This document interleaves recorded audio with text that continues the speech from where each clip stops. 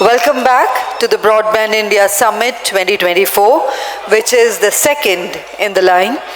And we now move on to our next session, session 2 of technical presentations, focusing on a very critical theme, critical telecom infrastructure and telecom cybersecurity. As India continues to expand its digital footprint, ensuring the resilience and security of our telecom infrastructure is more important than ever. This session will explore the intersection of telecommunications and cybersecurity, addressing the challenges of safeguarding critical infrastructure and securing our network against evolving threats. And ladies and gentlemen, to lead this very important discussion, I am honored to invite on stage our session chair, Shri R. Shekya ji, Additional Director General and Head of the Haryana Licensing Service Area, Department of Telecommunications. Shri Shekya has been at the forefront of driving policy and strengthen telecom infrastructure and ensure cybersecurity across the country.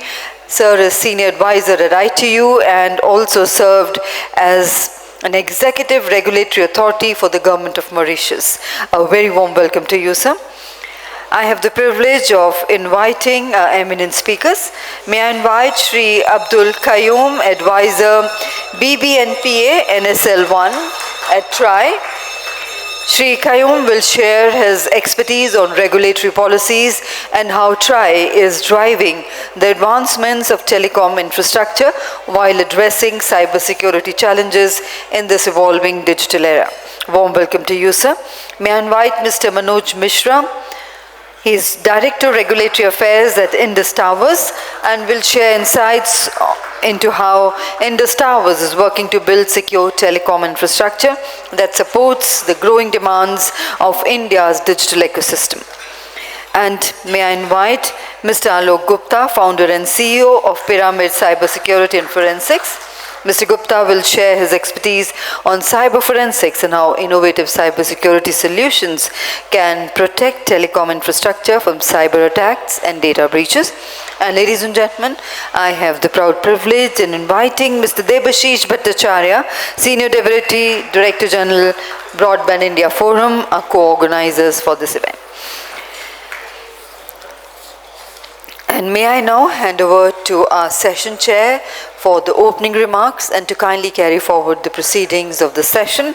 I would like to remind you, sir, we have 12 minutes for each presentation and we will have question and answers in the end if the time permits. Over to you, sir.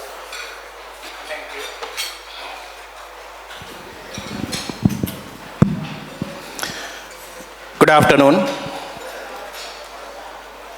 I am privileged to be part of this discussion with the esteemed and highly knowledgeable speakers on the dais. The most important aspect of today's discussion is in the context why even in the new Telecommunication Act, there is a specific mention of the critical telecommunication infrastructure. Although there were already telecommunication sector was mentioned as part of the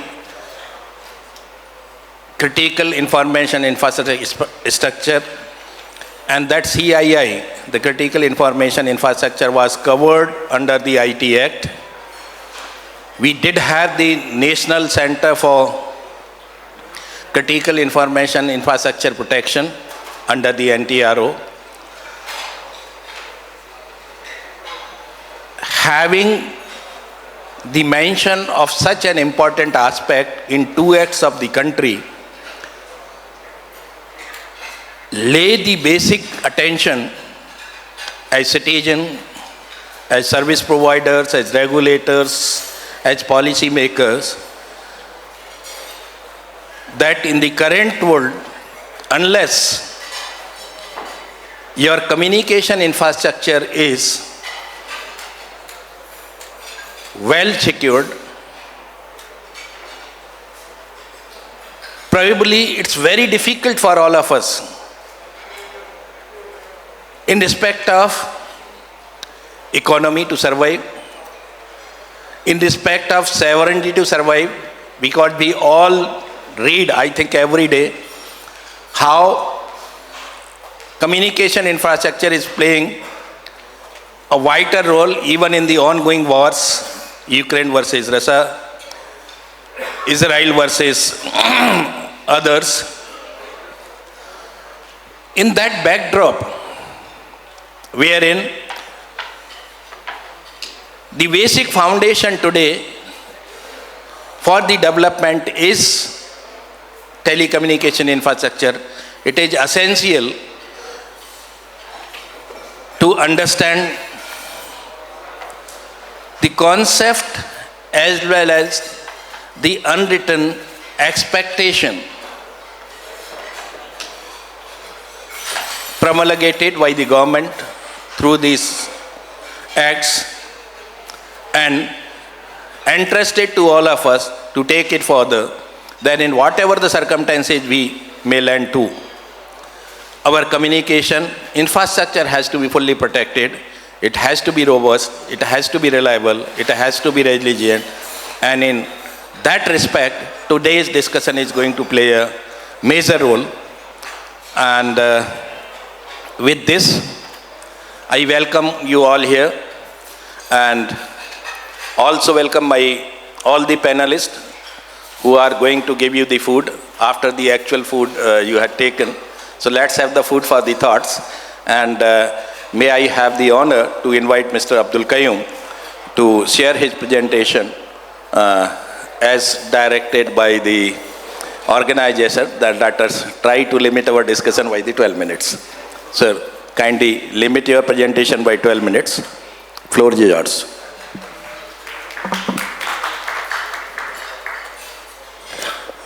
Good afternoon. I am thankful for BIF to invite me to give a lecture on infrastructure security.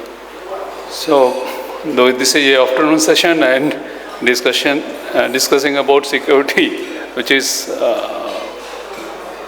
by far, it is a foregone subject. Security we really discuss as an addendum to the main, not as a part of the network. So I'll just highlight few things if I can draw attention of the audience.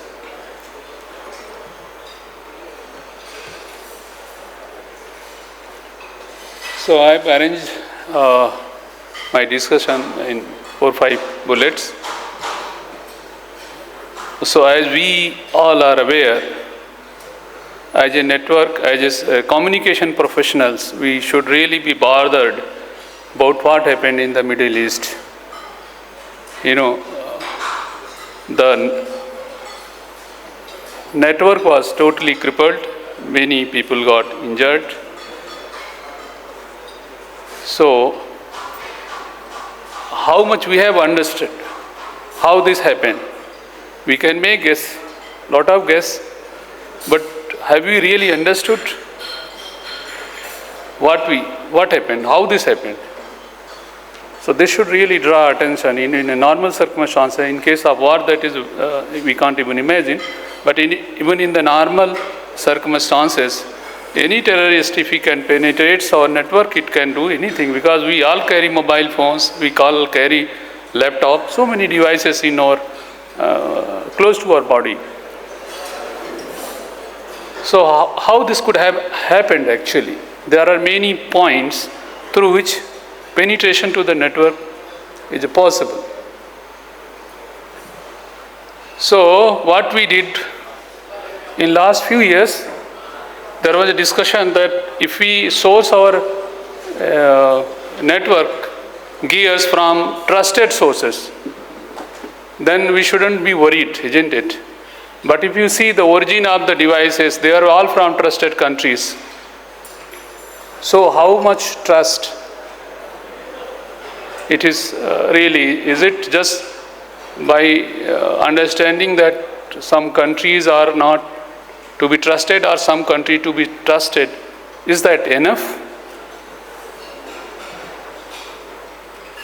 So, we are, perhaps I can't be denying that there could be actors who have quantum computers of the level of significance that they are able to, capture the network communication, right? Literature suggests that the two most widely used encryptions are SA and AES. If they are not already broken, they will be broken soon once we have quantum computer of just 64 bits. If you have 64 logical bits, we can break the AES. AES is the most commonly used encryption in all our network.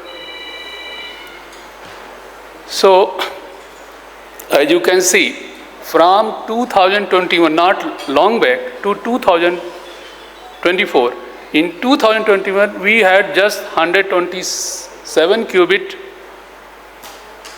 quantum computers.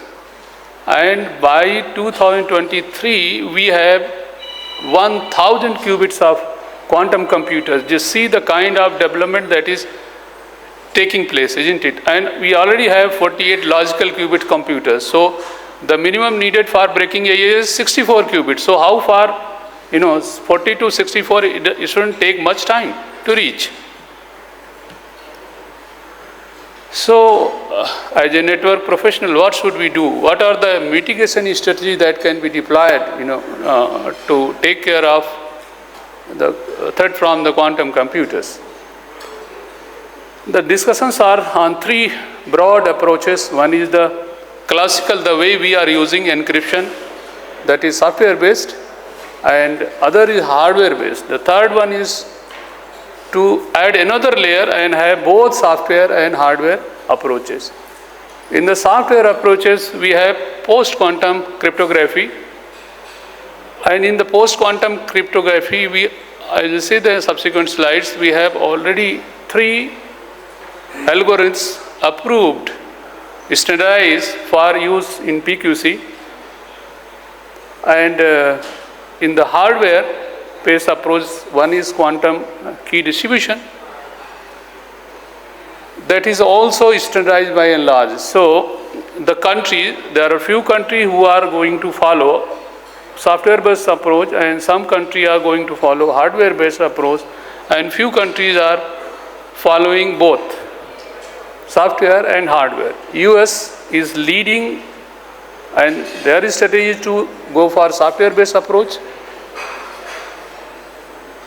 and it is followed by Canada and UK also, and rest other European countries, they are primarily hardware-based, and over hardware they are also including software. China is too following both paths, and in India we are also following hybrid approach. So, as I discussed, there are 2 paths. Software is the post-quantum cryptography, and hardware is the quantum key distribution. These are the 2 approaches that can be applied, or they can be applied together also.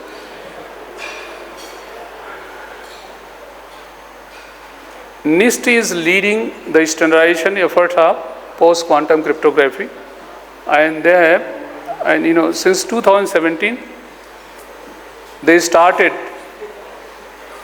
discussing about what could be the safe quantum cryptography, what could be the safest. So initially, as you can see, about 82 proposals were submitted, but during the trials, only 26 candidates cleared round 1, and in round 2, 7 could clear and 8 were taken as a reserve. And finally, in round 3, 3 have been standardized, and the 4th one is under trial. And out of the 4, 1 is for encryption and other is for signatures. So today we have standardized algorithm for post-quantum cryptography. The other path is quantum key distribution. In this method, two separate paths are assumed. Now, as of today, we are sending data and encryption keys on the same path. In quantum key distribution, they are suggesting we can have two paths, one for the encrypted data and the other path for key only. And in this, in encryption, we have two things. One, number generation itself, key generation, right? In quantum, the key generation itself will be using quantum mechanics. Whereas in PQC or the current, we are not using quantum mechanics. It is all hardness of, mathematical hardness. We are creating random numbers and using it, assuming that nobody knows, right? So that is our thought, that nobody knows, but we cannot say with 100% or even 90% certainty that nobody knows. Whereas if you use a quantum mechanism, theoretically, you can say nobody knows. So that is the authority that one can get from quantum key distribution methodology. Number generation, that key generation itself is based on quantum mechanics, and transmission and reception of keys is also based on quantum mechanics. So if you have assured path and if you can protect your keys, it is possible for you to have a foolproof encryption system. So in the migration, as I discussed, US has given 10 years time to its industry to change all their network element to post-quantum cryptography. Similarly, European Union is also having only 2 years time. They have a mandate of changing all the network element in next 2 years. Let's see what we have in India. In India, we started something around 2017 after China, declared that they have encryption end-to-end, covering their whole country using satellite. Abdul, if you can. Yeah, just closing, sir. So here, as you can see, India came with some effort, and they have declared a national quantum mission with a mandate of 6,000 crores. And this is the quantum communication roadmap, and we are in 2024. Some of the plans or the projects we have achieved, but many are still running behind schedule. So in National Digital Communication Policy 2018, we had pledged that we will have a robust digital communication network security framework, but for classical communication, whatever we have can be sufficient. But do we have any plan to protect our network from the quantum computers? That is a question that we should think. Thank you, sir. Thank you, Abdul, especially for keeping the time and providing 2-3 more specific informations that yes, cyber is a challenge. I think the way the pager has been shown by you, probably that's the easiest way of putting the security requirements into the head of all of us here. And another is in terms of the government steps taking care of the quantum mission, followed by the different activities. And just to add upon what my friend has shared here with you, that as far as QKD is concerned and the crypto algorithms both, We have taken right steps in the private sector as well as in government sector. There have been entities which are working, and I can name for the benefits all of us. Of course, I may not be able to tell all, but primarily 2 entities are there which are working in field. CDOT has developed 3 algorithms based on the NIST forthcoming QKD principles, and the key distribution systems have also been followed. And that is in the government side, the activities are taken care. Of course, there are in the defense and other places, statistical and all those institutes are working. In private, in the commercial mode, the networks, or I should the quantum, post-quantum safe networks, what they call, is also available. And there is a company called QNO, which is able to provide these facilities in the field. So the purpose is not to worry. And you all are encouraged, since the government is having in its mission, it is having in the policy, and DOT does fund for the different R&D projects. Kindly come forward and be the partner in this journey to make the country more safe. And with this, may I request Mr. Alok Gupta ji to have the industry perspective present on this. Thank you. Alok Gupta ji.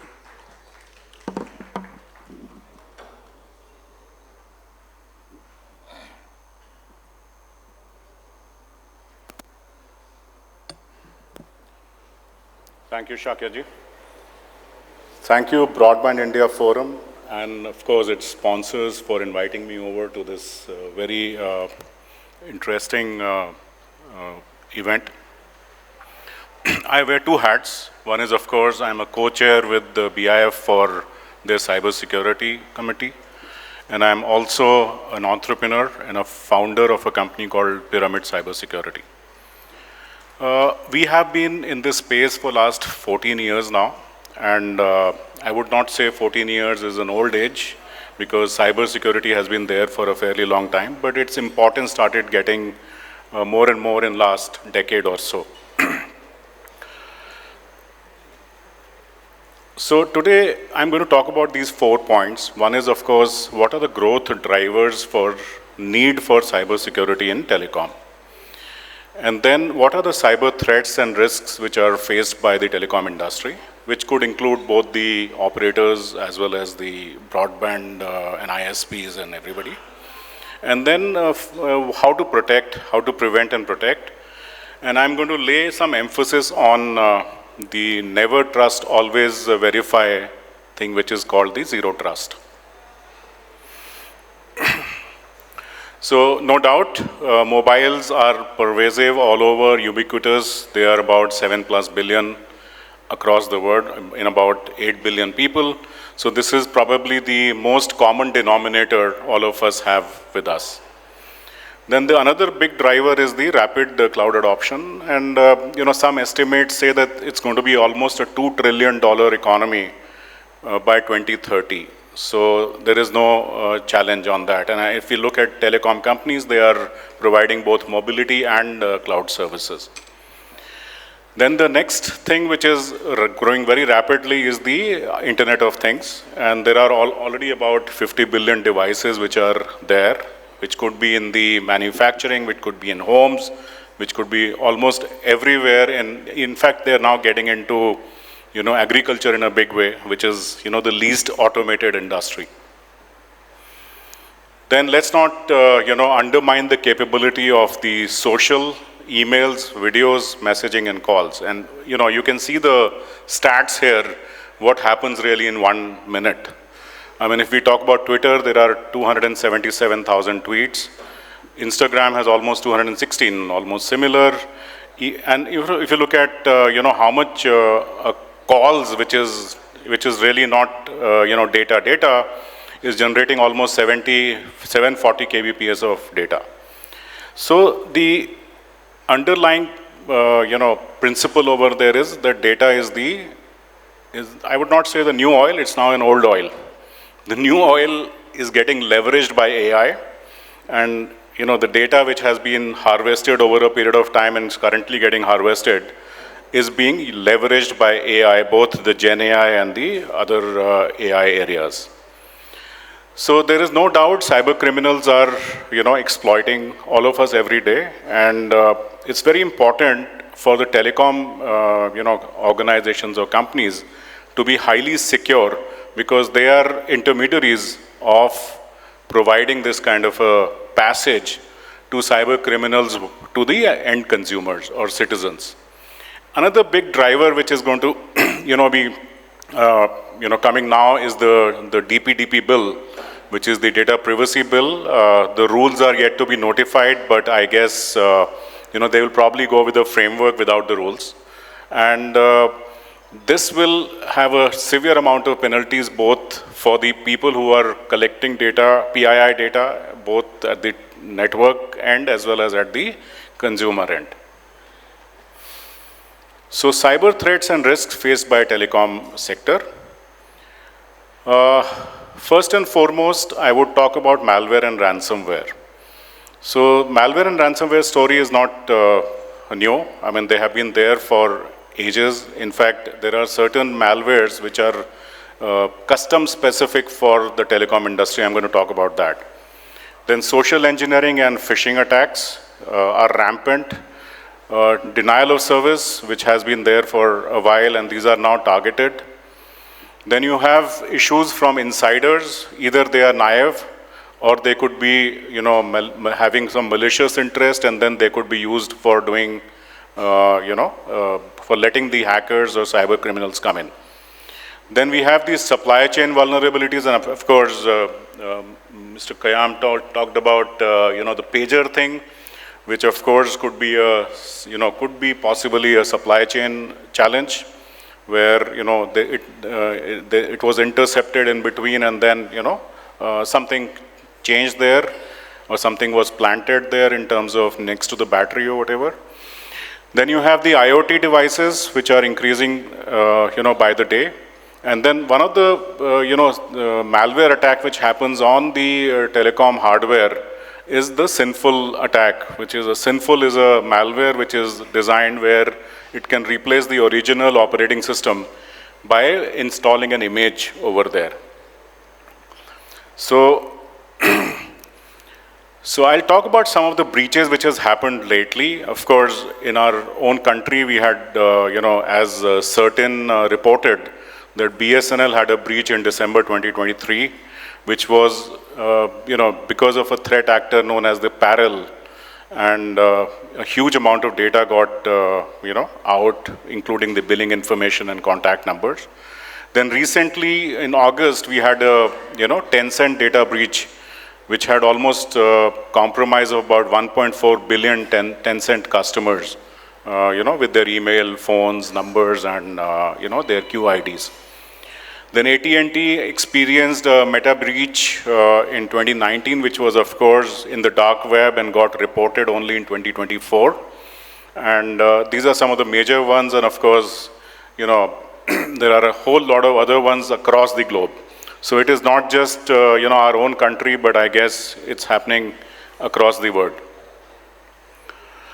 Then let me talk about malware, which is the key for any of these, ransomware or breaches or attacks to happen. Now, the malware could be custom specific, or malwares could be targeted. Malware could actually be sitting in your network for a long time, and based on either a time trigger or an event trigger, it can actually activate itself and spread.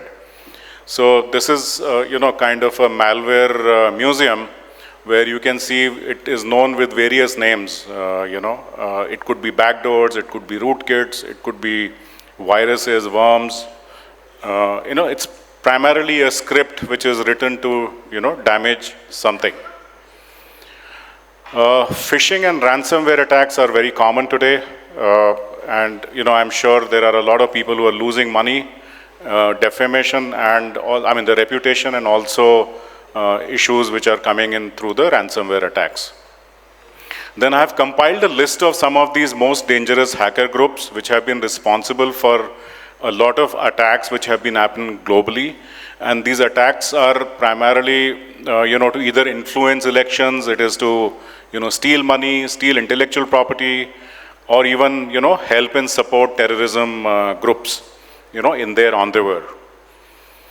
DDoS, I had spoken earlier, is nothing but to flood a network or a server with malicious traffic, and then it can decapacitate or it can actually make it not work.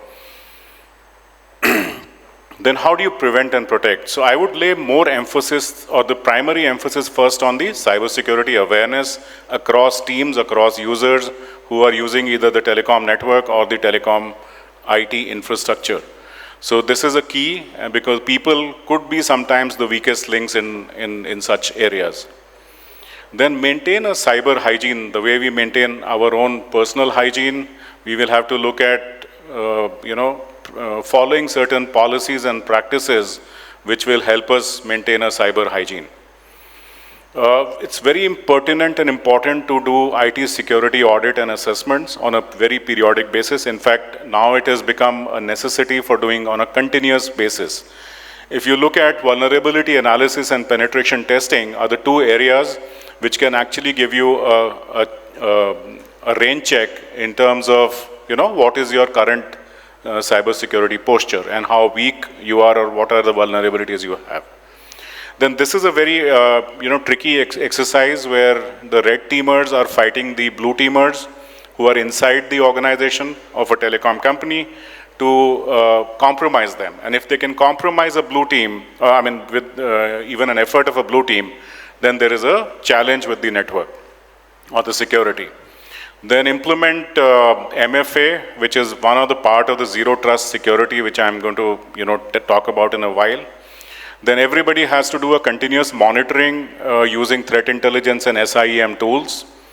Then do a secure configuration management, primarily to ensure that the right configuration is always present when even a DevOps team is making any changes to the applications or software.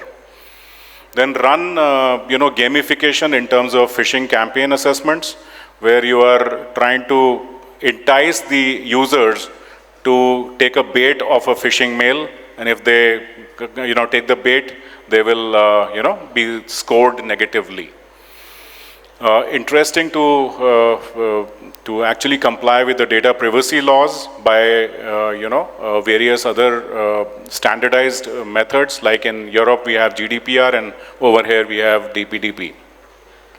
Then most of these telecom organizations have to go through what is called cyber insurance to protect a financial loss when there is a privacy breach or a cyber attack which is happening to them. So this is a compilation of cybersecurity essentials which any telecom company has to do in order to prevent and protect themselves, right from design and architecture from a zero trust perspective, as well as on the managed security side. Then I'll just talk about the zero trust, which is never trust, always verify.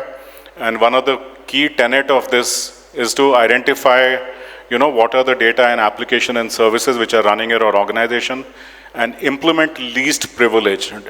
Don't even give any privilege to anybody unless they're, requiring it. Then it's a holistic approach where you have to develop a strong identity, have a multi-factor authentication in place, and finally, thank you very much. So I hope I've Thank you, Alok-ji, most prominently for finishing your entire presentation within the given schedule of time. And let me also congratulate for two more things. One is, I think, covering the entire range of the security risk, from the Trojans to the latest things, and even highlighting the fact that these threats are not emanating only from the cyber criminals or from the small players, but there had been the state actors involved. Of course, the slide shown by him is based on the perception and the open internet information. It's not the claim by the panel or by himself that these are the facts in respect of which is the source country and which is not. We would not like to take as the platform of BIF to have those questions raised. But the things to follow is that if the proper care is taken by virtue of many instructions, it's easier for us to safeguard the interest. And one thing which industry may be aware or may not be aware, I would like to share in that aspect, that as far as having your cyber drills, so we have the 3 level of arrangements which I would like to make a request you can use of. ITU does arrange it at the international level and all of you can participate through the DOT. We do have cyber range which is being practiced through the MIT and DOT together. So you can have the blue team or red team of your own and can have your own set of the people to work towards that. And in addition to that, if any request comes from all of you or some of you, we would like to do as the DOT, the cyber drills for those specific cases. So with this, may I have the honor now to invite Mr. Manoj Mishra ji to share his presentation and thoughts.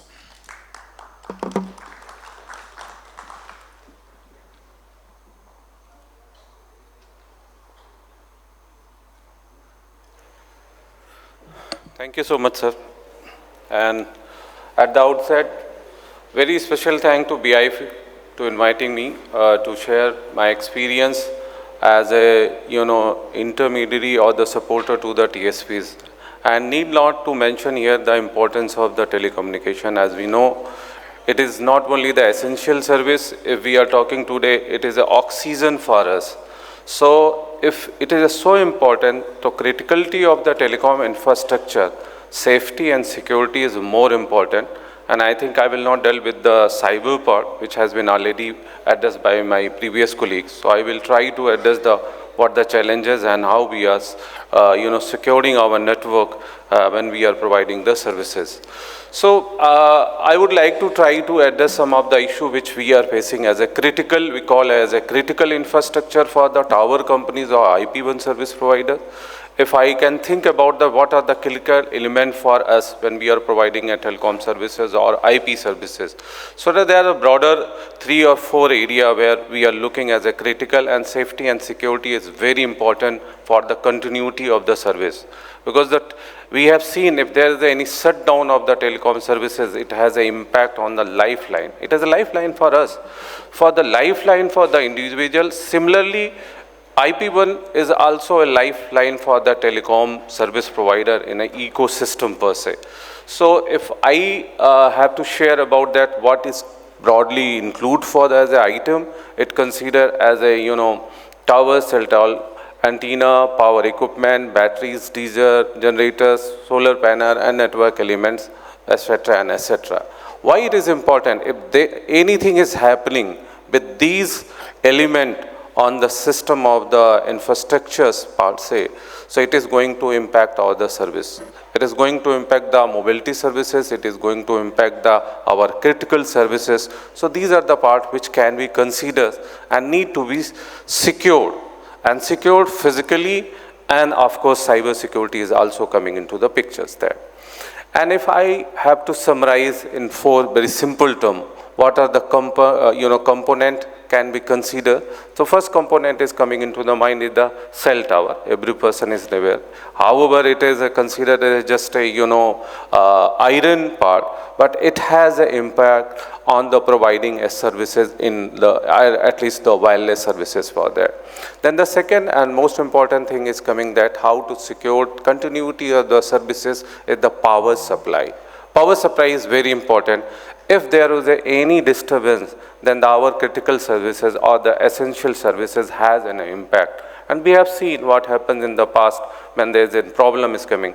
There are certain places in India where it is not just a continuity of the power supply. Even the diesel is not available because of the certain reason. Some the climate changes is happening or the problem is coming, then the continuity is required. Then the cooling system is also necessary when you are providing the telecom services. And the most important, you have the all equipment, all the necessary ingredient, then the safety and security. So when I am talking about the safety and security, this include the both, physical and the virtual also, and the cyber security is also coming. I think my colleague has already got, but the physical security is also necessary. And we have seen in the recent past, there are incidences where we have been physically attacked by a group of people Maybe it may be because of the political reason or the local reason or their individual reasons also for that. So vandalism has been increased for over the period of time. Then there are the other things also is coming. So safety and security in terms of physical is also very important. In fact, considering this fact, new Telecom Act has made a provisions that if any person is disturbing your network, there's a penal provision, there is a penalty in terms of the imprisonment, the financial penalty, both are there. But unfortunately, what is happening due to the lack of the awareness or the local institution or the local government, still the things are, happening for that. So we are thinking that we are looking that over the period of time when the awareness is going to happen, we will get a security from the physical attack and etc. Let me summarize when we are talking about the critical element or the criticality of the services, how we can continue without that. There are certain component or the issue where we as an industry we are looking the support from the government or we are looking at collective effort from the across the society. It is not just effort from the government or the TSP or the ISPs. Every person has to play their role. One of the issue which is coming for the continuity of the service or the safety and security of the service, we look for the telecom services is that electricity supply is one of the most important thing. Over and above all the thing is that. So we attach to this point as a cost of doing business. Okay, why I'm saying so that electricity, there is a difference in the electricity tariff there. There are so many disputed at that. And in the telecom sector, we are looking that there should be a supply of the electricity should be made in such a manner, there should be 24/7 supply should be there. When any TSP or the IP1 are applying for the connection, there should be a treatment, there should be at least priority connection should be provided. Since one hand we are saying it is an essential service, second hand it is an oxygen for us. So if this is coming under such a category, but unfortunately until today, there is no provision that if any application made by the TSP or the IP1, there should be any priority, like the priority customer in the banking sector. But the similar provision we are looking if can be made by the government institution or by the Electricity Regulatory Commission or DOT and TRAI, that would be very helpful. There are certain cases where we are looking that it may be looked into by the government, like the concept of the prepaid, that should also be applicable for the electricity, because till now ad hoc billing is happening. There's an average billing is happening. Even there are certain connection where we are not able to get the bill, even the first bill. We are fighting for getting a bill for the payment kind of the bill. So such problem is still there. If we wanted continuity of the services as a critical, then this is need to be solved. And in fact, since this is the forum, and right now discussion is still going under the Telecommunication Act, various rules are under frame, under discussion. New NDCP is also, I have heard, is under discussion that. Then there should be a concept should be made, the similar kind of the concept which applicable in the telecom, like the metering and billing. There is a strict rule for the metering and billing in the telecom sector. But the similar concept is available in the electricity sector, which is connected for the telecom services or the telecommunication, but it is not strictly applicable, so that need to be applied. And similarly, if any recommendation can be made by the Government of India or the TRAI, that if there is the electricity connection, it may be linked with the smart meter. IoT is available, but still it is lacking behind for the smart metering. If it is going to happen, that would be the helpful. Second, the most important when we are talking like the safety and security, we have seen in these days, rise of the theft and vandalism, are going to be happens, and it is impacting our network. And that need to be also be controlled through the, sensitizing to the people or the local officers or anything. Even in fact, there should be, although provision has been made under the Telecommunication Act, if sensitized at local level and if can be put as a, it is a criminal offense or the non-valuable kind of the thing, then I think something can be get a support from the local administration. Third point, which is for the continuity of the criticality of the service, affordability is coming. Some of the state is putting the, even there is a provision under the Telecom Act that tower is separate from the property, still the tower tax, property tax has been put. So as per my experience, I understand that there is a lack of knowledge only, or there is a power, land is a matter of the state, but land, there need to be clear-cut differentiation between the land and the infrastructure which prepared on the strength of the telecommunication as different. In fact, telecom is different. Telecom is a matter of the federal government, and telecom services is a matter of the federal government. And federal government, whatever the GST is collecting on the telecom, they are also sharing with the state government. So they are getting their share. But the matter is that they are not aware that they are also getting certain share from the telecom services, but over and above, they are also trying to get money from the TSPs. If that awareness is going to happens among the relevant stakeholder of the state government, I think this will be very helpful for our services and that. And just few of the slides I have tried to put here, just to show that what is the criticality and the importance of these telecommunications infrastructure is there. When if there is anything is going to happen, disturbance is going to happen, of course it has an impact on the continuity of the service. And we as a IP service provider, as a TSP, we offers, it is a responsibility to offer at least 100% quality of service. We are trying to offer maintaining an uptime 99.965%. And even whatever the circumstances, whether the flood is there or any kind of the natural disaster is happening, we are trying to maintain that. Similarly, we are also, trying to provide our services to critical area. Okay, it was the highest area.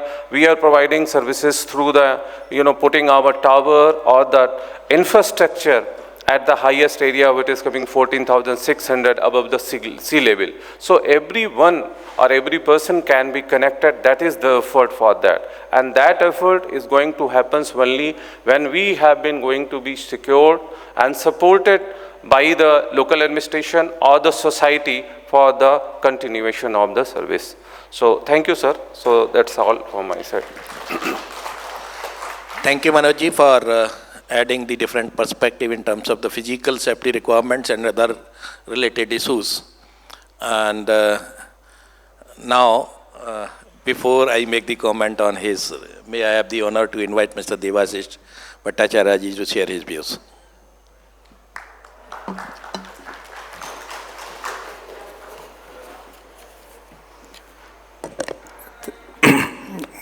Thank you, Chair. Good afternoon, ladies and gentlemen. Respected dignitaries on the dais, Shri R. Shakya ji, Additional DG, Haryana LSA, Shri Abdul Qayyum ji, Advisor, Broadband and Policy Analysis, TRAI, Shri Manoj Mishra ji, Director, Regulatory Affairs, Indus Towers, and Shri Alok Gupta ji, Founder and CEO, Pyramid Cybersecurity and Forensics, and also co-chair of the BIF Cybersecurity Committee, distinguished members in the audience from government, industry, ladies and gentlemen, good afternoon to all of you.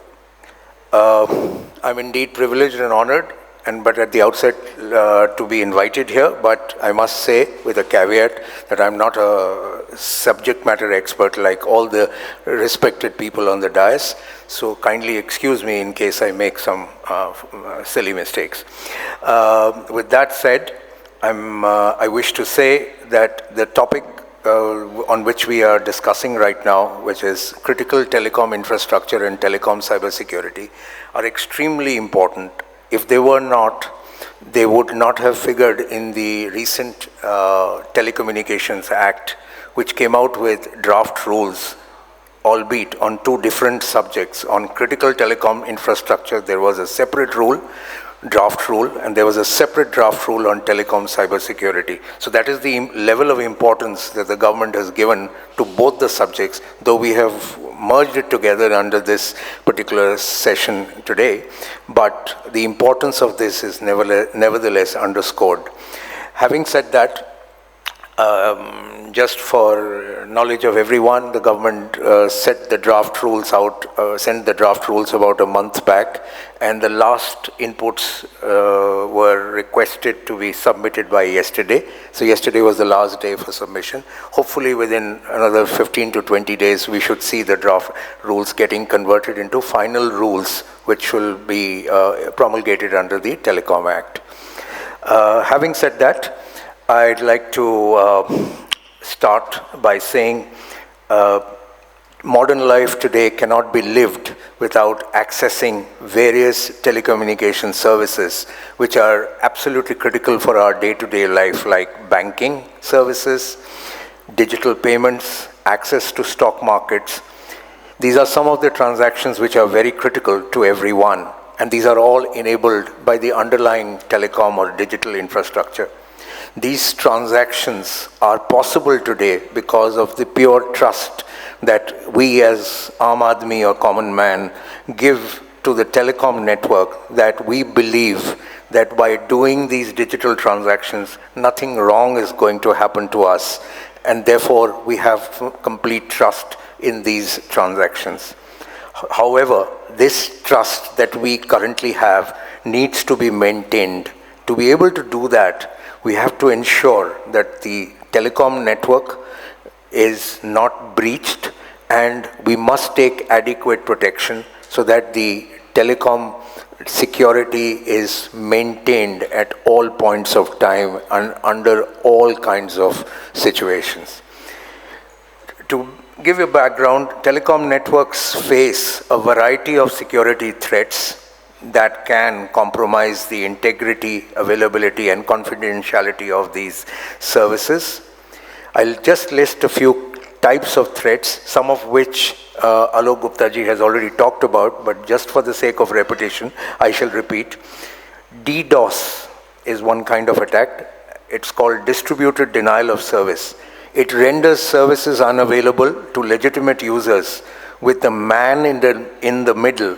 That's a terminology, it's a cyber security terminology. It's called man-in-the-middle attacks, is to intercept communications between users and services to eavesdrop or modify data.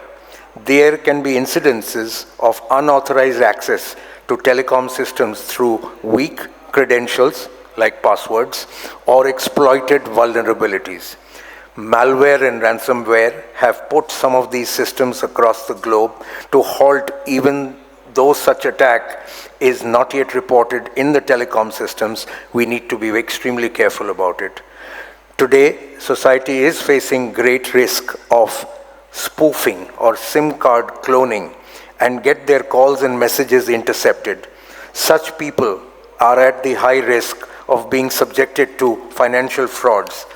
Another type of attack is social engineering attacks. These are directed towards manipulation of employees or customer-sensitive information. Some of the examples of vulnerability of cyber attacks are, for example, the 2021 AT&T data breach, wherein it was reported that the personal data of 70 million customers was exposed due to a misconfigured cloud service. The attackers accessed sensitive information, including financial account details of all the subscribers. In another case of T-Mobile data breach in 2021, the attackers accessed the personal data of over 40 million current and prospective customers, including social security numbers and the driver's license information. Currently, some telecom operators are facing SS7 exploits. For those who are technically not aware, this is a signaling protocol called number 7, CCS7, and they face vulnerabilities inside the SS7 protocol, which allows attackers to intercept calls and texts. Thus, there is a need for strengthening the telecom network from the security posture, and it is very crucial given the increasing sophistication of cyber attacks and cyber threats. Some of the actionable strategies that could be implemented are the following. One could conduct regular risk assessment by using tools and methodologies to assess network vulnerabilities. need to focus on critical assets and services based on potential impact. You could implement zero trust architecture by doing micro-segmentation, that is by dividing the network into smaller segments to limit access and ensure that users and devices have only the permissions necessary for the purpose for which they are supposed to perform enter the network for their roles. Third is enhancement of network monitoring and logging by deploying intrusion detection and prevention systems, IDPS, for continuous monitoring. Fourth is strengthen endpoint security, is another very critical aspect which some organizations sometimes resort to for vulnerable devices. In this case, endpoints in the telecom network, like routers and switches, are properly configured and patched and implement robust security software on all the endpoints. Another method is establishment of strong authentication mechanisms like multi-factor authentication for access to critical systems and enforcement of complex password requirements and regular updates. Sixth is an enhancement of strong data authentication, strong data encryption methods to ensure that the data is encrypted during the transmission and when stored, and use of protocols like TLS or SSL for secure data transmission. Another method of safeguard is a dedicated incident response team like an IRT to be created to handle security incidents. We already have one called CERTIN. There is a need to conduct simulation exercises to test the effectiveness of the incident response plan.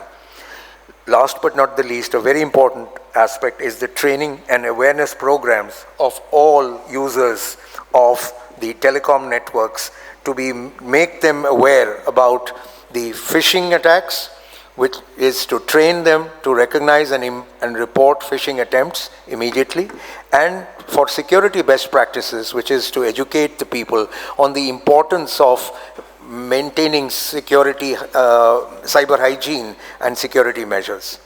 With this, I come to the end of my talk, and I'm indeed grateful to Bharat Exhibitions for including such an important topic in this particular Broadband India Summit. I think together as a whole, we can enhance the security of our telecom networks and build a more resilient digital future and a more resilient digital India. Thank you. Thank you, Devashish ji. I'm very happy that I was supposed to make the comment what he has made on behalf of me, that is relating to the physical concerns of the infrastructure.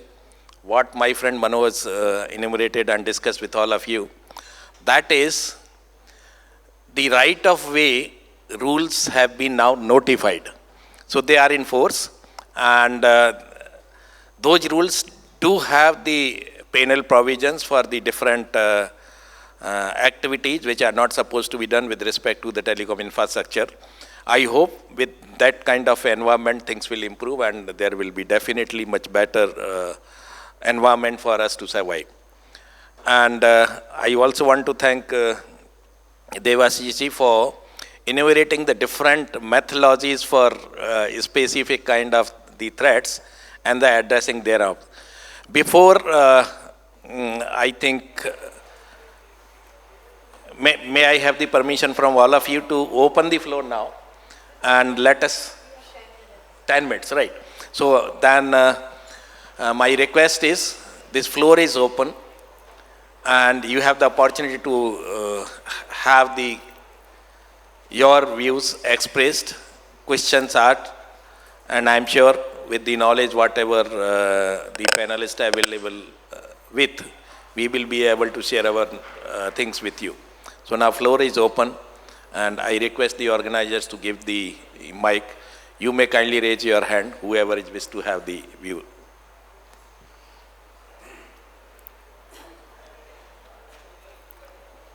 No questions, sir.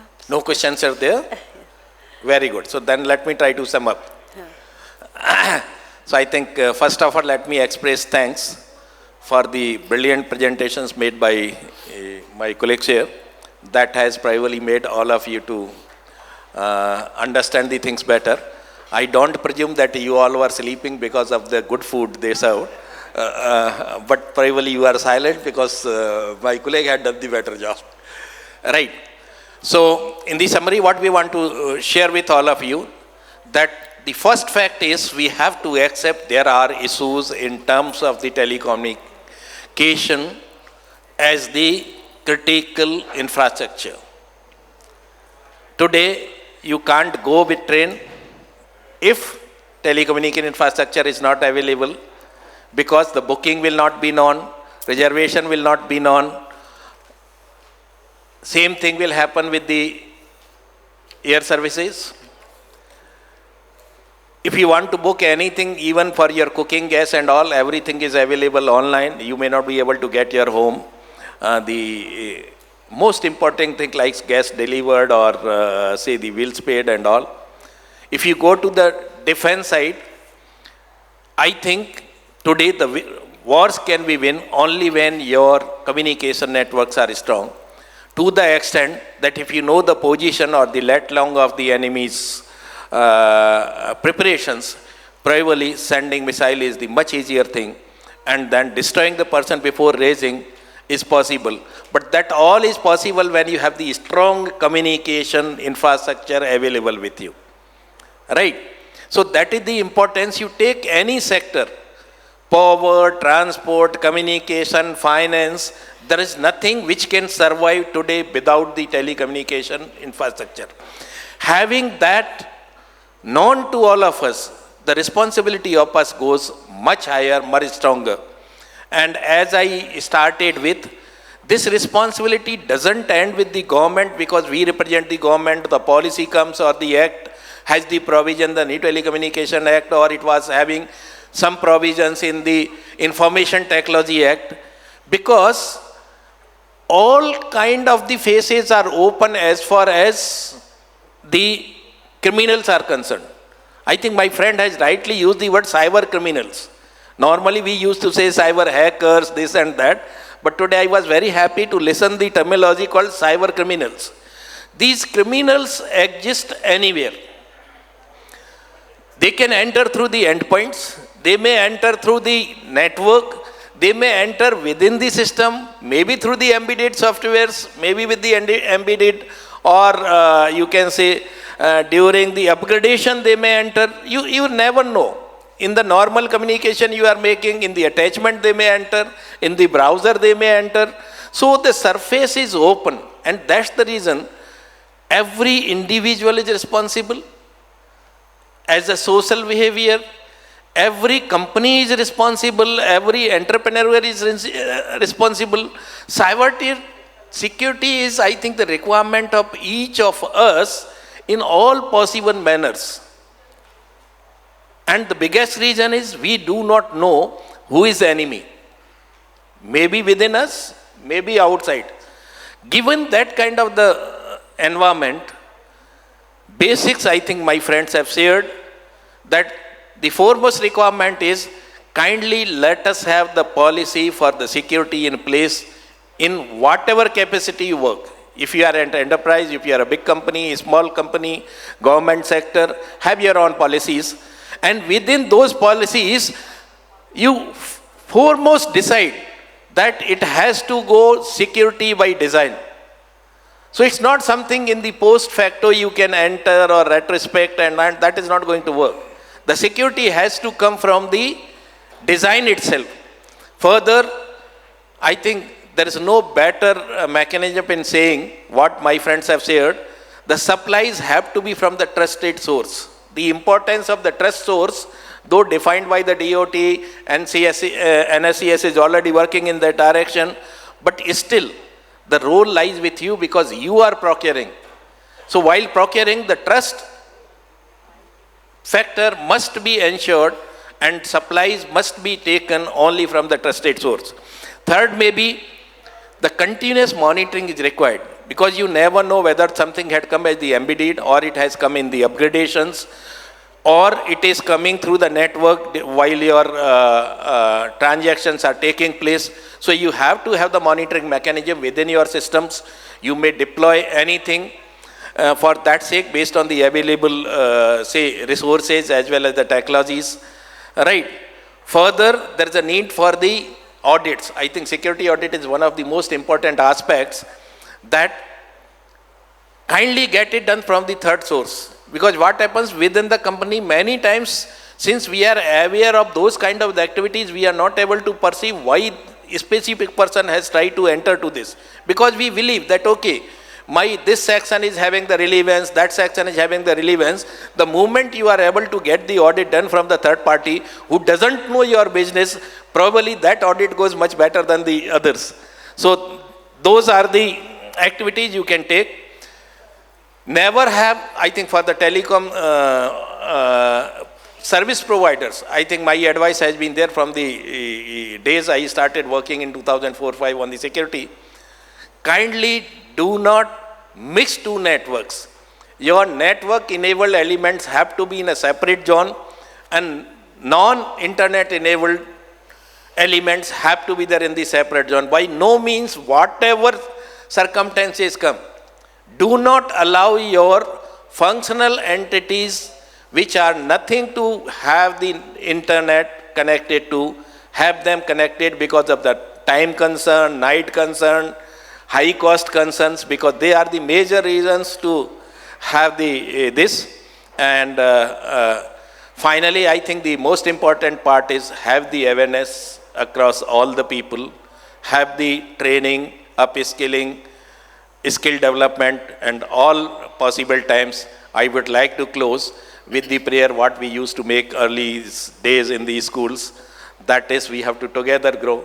And I think that is a very good Sanskrit sloka which what we all probably had done during the schools. I would like to close with the same. Om Sahana Bhavatu, Sahanau Bhanaktu, Sahaviryam Karvavahe, Tejasvina Vaditamastu, Ma Vidvisa Vahe. Om Shanti, Shanti, Shanti. Thank you. Thank you very much indeed, sir. Ladies and gentlemen, before we close this session, I would request Session Chair, Shri R. Shekhya ji, to kindly do the honors of presenting mementos as a token of gratitude and appreciation to our eminent speakers. We present to Shri Abdul Qayyum.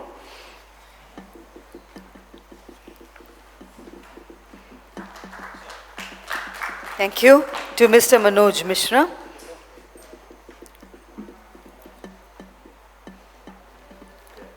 To Mr. Alok Gupta.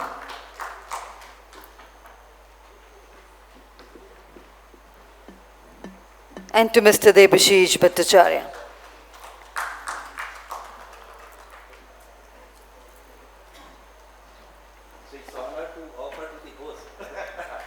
And I would request Mr. Shashidharan to kindly present to our session chair, Shri R. Shekhya.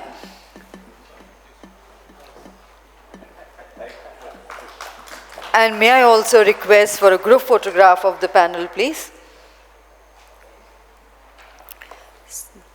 Ladies and gentlemen, with that, once again requesting everyone to kindly remain seated.